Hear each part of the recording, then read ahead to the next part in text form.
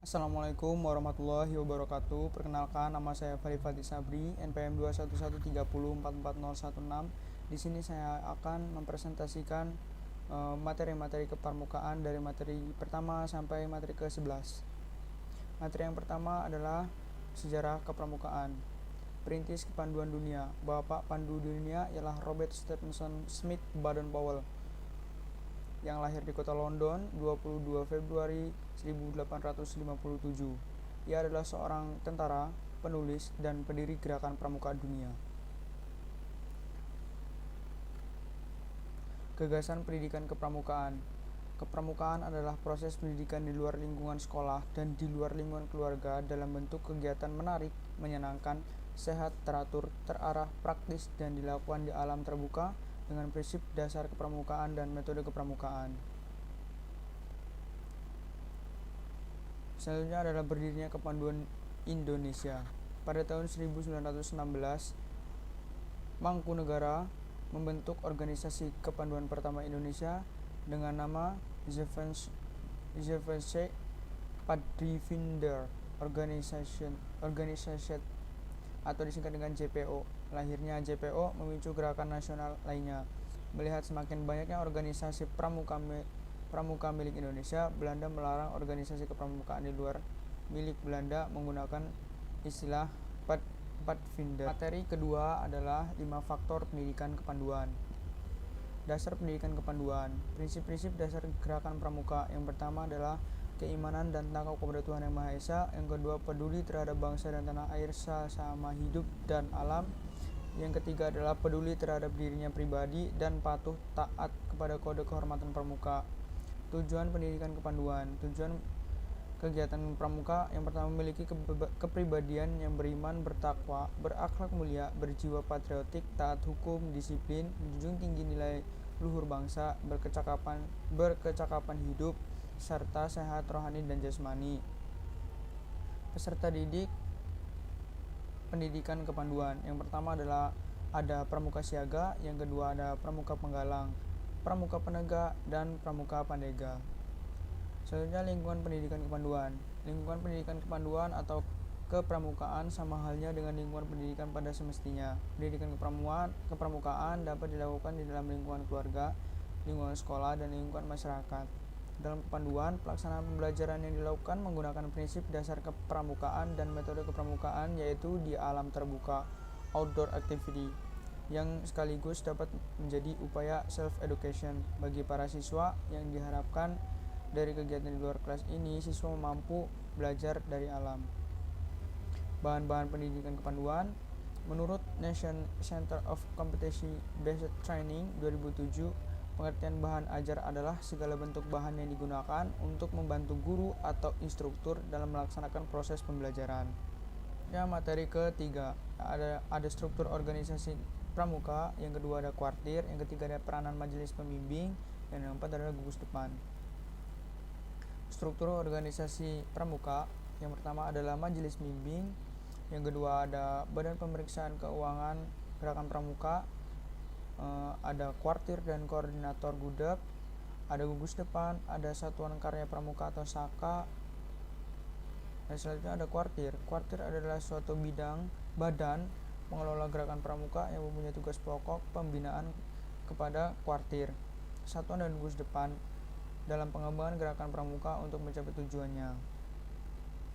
Selanjutnya ada peranan majelis pembimbing.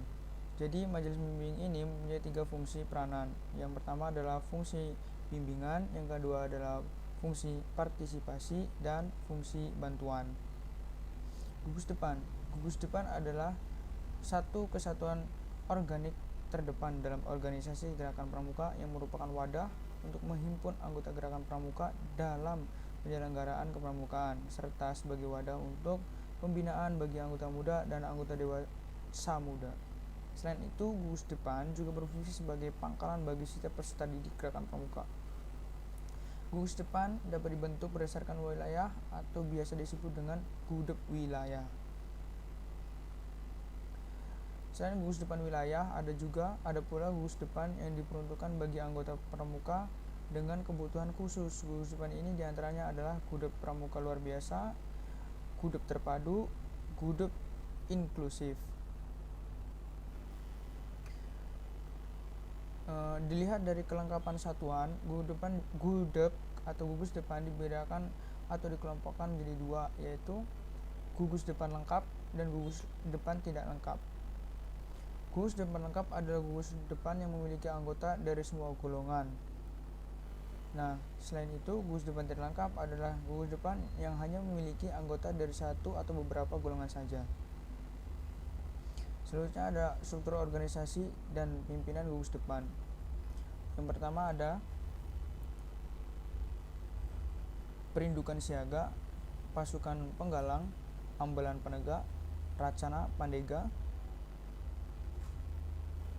Terus ada tim pembina, perindukan siaga, pasukan penggalang, ambalan penegak, dan racana pandega.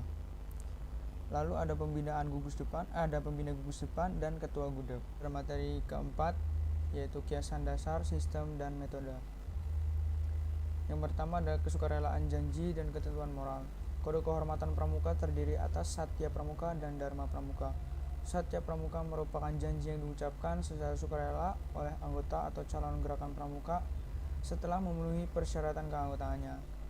Sedangkan Dharma Pramuka merupakan landasan dalam proses pendidikan diri yang progresif untuk mengembangkan budi pekerti luhur, usaha untuk memberikan pengalaman praktis yang mendorong peserta didik menemukan, menghayati, mematuhi sistem nilai yang dimiliki masyarakat di mana ia hidup dan menjadi anggota. Yang pertama adalah selanjutnya ada kode-kode kehormatan pramuka. 1. Kode kehormatan pramuka siaga. Kode kehormatan pramuka siaga terdiri dari Dwi Satya dan Dasa Dharma. Yang kedua, kode kehormatan pramuka penggalang. Kode kehormatan pramuka penggalang adalah Tri Satya dan Dasa Dharma. Yang ketiga adalah kode kehormatan pramuka penegak, pramuka pandega, dan anggota dewasa. Kode kehormatan pramuka penegak, pramuka pandega, dan anggota dewasa adalah Tri Satya dan Dasa Dharma. Selanjutnya ada sistem beregu. Sistem beregu dilaksanakan dengan tujuan agar peserta didik memperoleh kesempatan belajar memimpin dan dipimpin berorganisasi, memikul tanggung jawab, mengatur diri, menempatkan diri, bekerja sama dalam kelompok atau gotong royong. Selanjutnya ada tanda kecakapan. Tanda kecakapan dalam gerakan pramuka adalah tanda-tanda yang dikenakan pada pakaian pramuka yang menunjukkan kecakapan, keterampilan, ketangkasan, kemampuan, sikap, dan usaha seorang pramuka.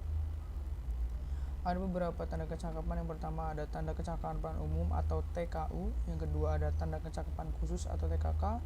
Yang ketiga ada tanda kecakapan Garuda atau TKG. Selanjutnya ada permainan pendidikan. Gerakan pramuka di dalam melaksanakan proses pendidikan dan pelatihan kepada para peserta didik juga menggunakan media permainan dalam beragam bentuk. Permainan dalam kepramukaan bukan seperti permainan biasa, tetapi permainan yang selalu mengikuti aturan permainan, rule of the game, dan permainan yang bermakna dalam pembentukan karakter peserta didik. Selanjutnya ada kesesuaian jiwa. Kegiatan menarik yang mengandung pendidikan dalam kepramukaan dibagi kepada tujuan jasmania, yaitu untuk perkembangan tubuh, kesehatan, dan sebagainya, dan tujuan rohania untuk mengembangkan perkembangan jiwa, watak, dan kepribadian. Keprahasajaan hidup.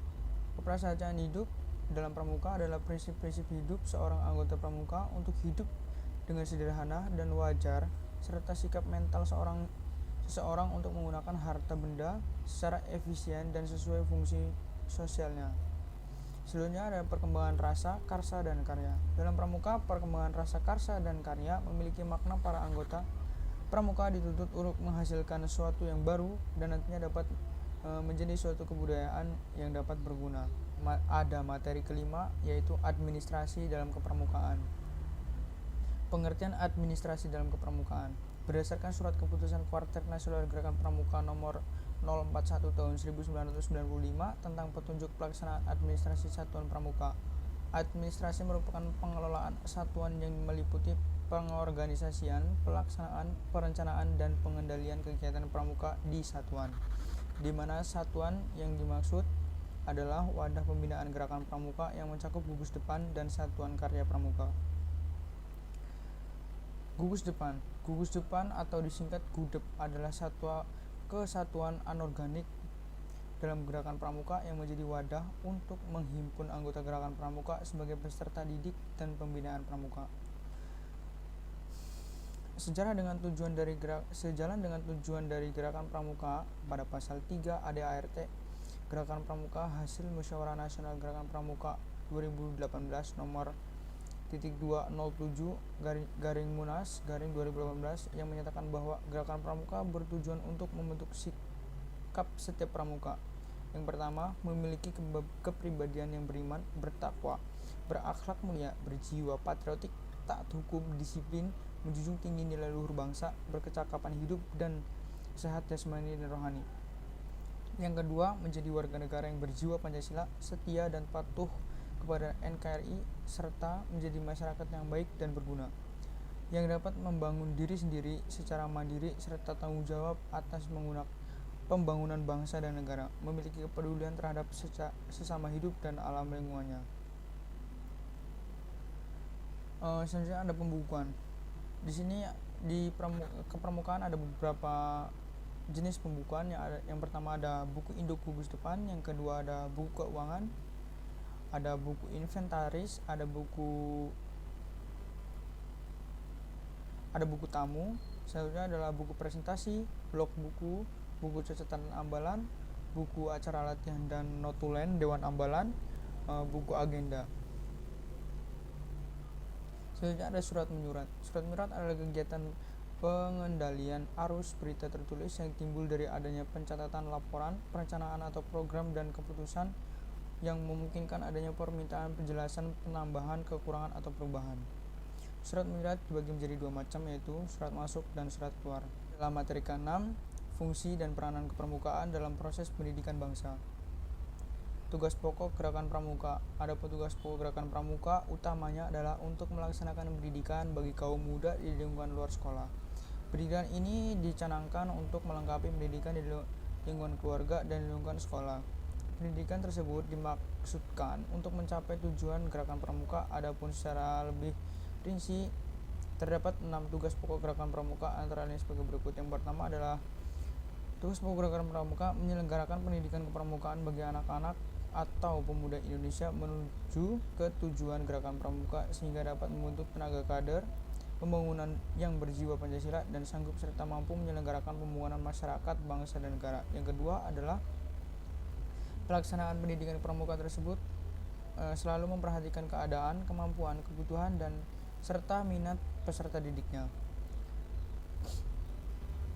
Yang ketiga, gerakan pramuka berjiwa melaksanakan Eka Prasatya Pancakarsa, dan karena kepramukaan bersifat nasional, maka kegiatan gerakan pramuka harus disesuaikan dengan kepentingan nasional. 4. Gerakan pramuka hidup dan bergerak di tengah masyarakat, berusaha membentuk tenaga kader pembangunan yang berguna bagi masyarakat. Oleh karena itu, gerakan pramuka juga harus memperhatikan keadaan, kemampuan, adat, dan harapan masyarakat. Yang kelima, dalam melaksanakan kegiatannya, gerakan pramuka menggunakan PDM-PK, prinsip-prinsip dasar metodik pendidikan kepramukaan.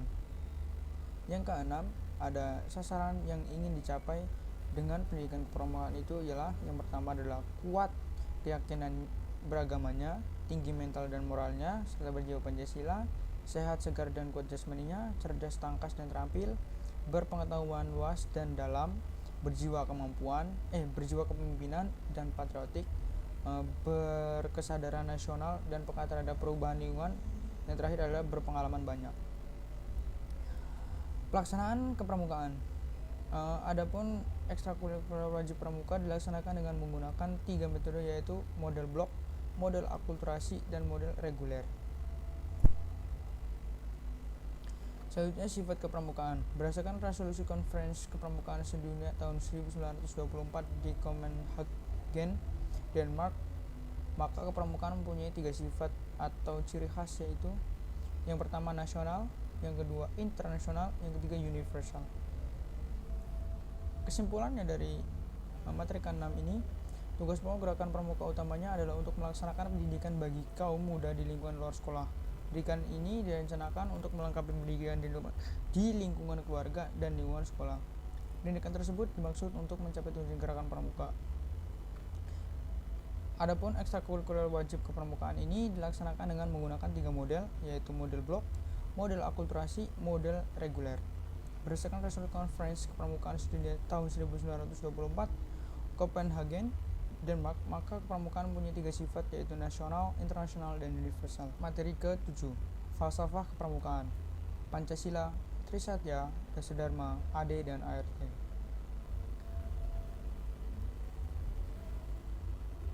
Pengertian falsafah dan kepramukaan. Falsafah merupakan anggapan, gagasan, dan sikap batin yang paling dasar yang dimiliki oleh orang lain atau masyarakat dalam pandangan hidup. Kepramukaan adalah proses pendidikan di luar lingkungan sekolah dan di luar lingkungan keluarga dalam bentuk kegiatan menarik, menyenangkan, sehat, teratur, terarah, dan praktis yang dilakukan di alam terbuka dengan prinsip dasar dan metode kepramukaan yang sasaran akhirnya pembentukan watak, akhlak, dan budi pekerti luhur. Pokok-pokok pengertian ada dasa dharma, yang kedua adalah Republik Indonesia, yang ketiga ada dasa dharma.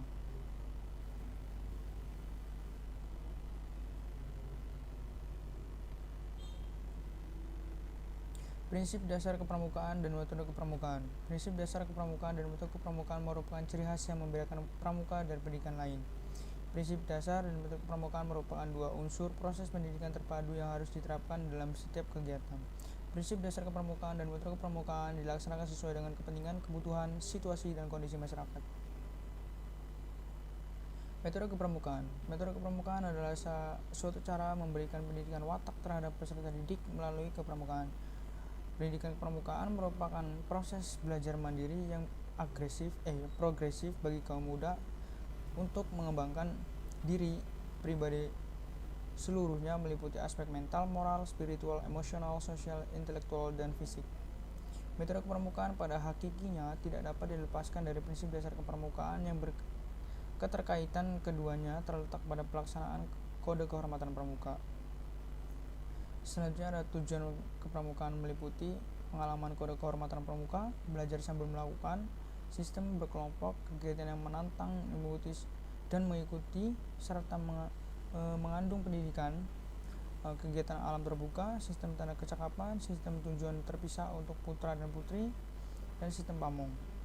Metode kepramukaan merupakan cara belajar interaktif progresif melalui pengalaman kode kehormatan pramuka, belajar sambil melakukan, sistem beregu, kegiatan yang menantang dan menarik serta mengandung pendidikan, kegiatan dalam terbuka, dan lain sebagainya. Kode kehormatan pramuka. Kode kehormatan pramuka yang terdiri atas janji yang disebut satya dan ketentuan moral yang disebut dharma.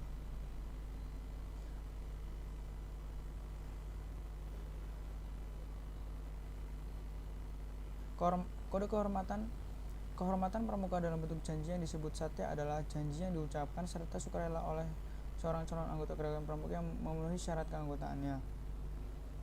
Selanjutnya ada fungsi dharma pramuka, alat atau proses pendidikan sendiri yang progresif untuk mengembangkan budi pekerti luhur. Selanjutnya ada kode kehormatan pramuka siaga, yaitu pramuka siaga disebut Dwi Satya, ketentuan moral pramuka siaga disebut Widharma. Kode kehormatan bagi pramuka penggalang, janji pramuka penggalang disebut Trisatya. Terus ada kode kehormatan bagi pramuka pandega dan pramuka dewasa, yaitu janji disebut Trisatya dan ketentuan moral disebut Dasadharma.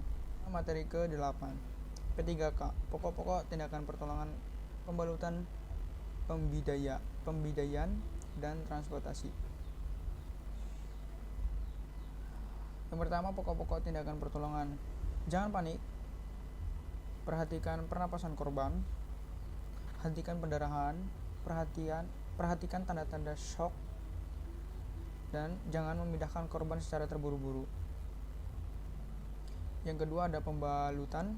Tujuan dari pembalutan adalah mengurangi resiko kerusakan jaringan yang telah ada sehingga mencegah maut, mengurangi rasa sakit, dan mencegah cacat serta infeksi. Selanjutnya ada macam-macam pembalutan. Yang pertama pembalutan segitiga atau mitela. Yang kedua pembalutan plaster atau pembalutan perekat. Yang ketiga ada pembalutan pita gulung. Yang keempat adalah pembalutan cepat. Dan 5 dasi. Selanjutnya ada pembidaian. Pembidaian atau splinting adalah tindakan untuk mempertahankan bagian atau seluruh bagian anggota gerakan dalam posisi tertentu dengan alat. Pembidaian lazim dilakukan untuk imobilisasi patah tulang, dislokasi sendi yang bergeser, dan juga cedera ringan lunak di sekitar sendi. Syaratnya, bidai harus dapat mempertahankan kedudukan dua sendi tulang di dekat tulang yang patah. Yang kedua, tindakan tidak boleh terlalu kencang atau ketat karena akan merusak jaringan tubuh. Alat yang digunakan adalah anggota badan sendi, papan, bambu, dahan, karton majalah, kain, bantal guling, selimut, air splint, vakum matras.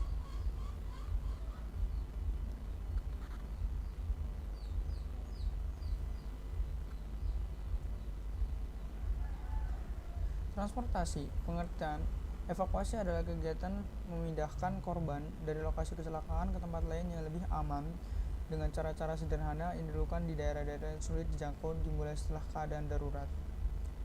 Penolong haruslah melakukan evakuasi dan perawatan darurat selama perjalanan. Syarat evakuasi, keadaan korban umumnya cukup baik, tidak ada gangguan pernapasan, pendarahan sudah diatasi, luka sudah dibalut, patah tulang sudah dibidai, dan keadaan harus lebih baik. Pengangkutan dan pemindahan korban. Alat bantu biasanya dengan tenaga manusia, 1 orang atau 2 orang, 4 orang lebih baik dengan tanduk khusus.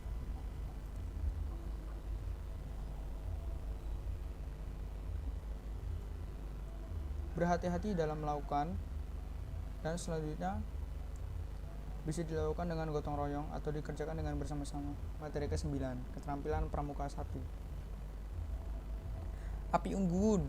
Api unggun berasal dari 2 kata, yaitu api dan unggun. Kata api mempunyai kesamaan kata dengan Agni, Geni, Bromo, dan Latu. Sedangkan kata unggun adalah onggongan kayu atau timbunan kayu. Sejarah api unggun yang dipuja-puja dan dikenal oleh orang Yunani kuno, Babylon, dan Mesir kuno. Pada hakikatnya adalah api unggun. Demikian pula kebiasaan nenek moyang kita berdiang, itu juga termasuk api unggun dan masih dijalankan di daratan-daratan tinggi hingga sekarang.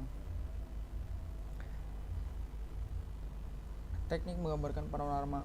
Panorama adalah membuat gambar suatu pemandangan medan alam dalam bentuk sketsa yang menunjukkan suatu daerah dengan sudut pandang tertentu. Panorama ini berguna untuk melukiskan situasi dan kondisi suatu tempat pada satu waktu.